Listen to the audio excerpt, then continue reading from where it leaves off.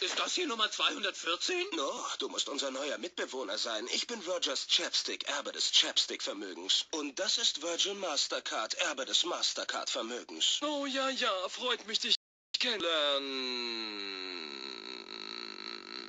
Ich habe schon 3-mal mit der Republikanerin Catherine Harris geschlafen. Ich liebe die Politik, die sie macht, aber wie ist sie so im Bett? Wie jeder in Florida weiß, liegt sie in den Umfragen auch bei dem Thema gern oben.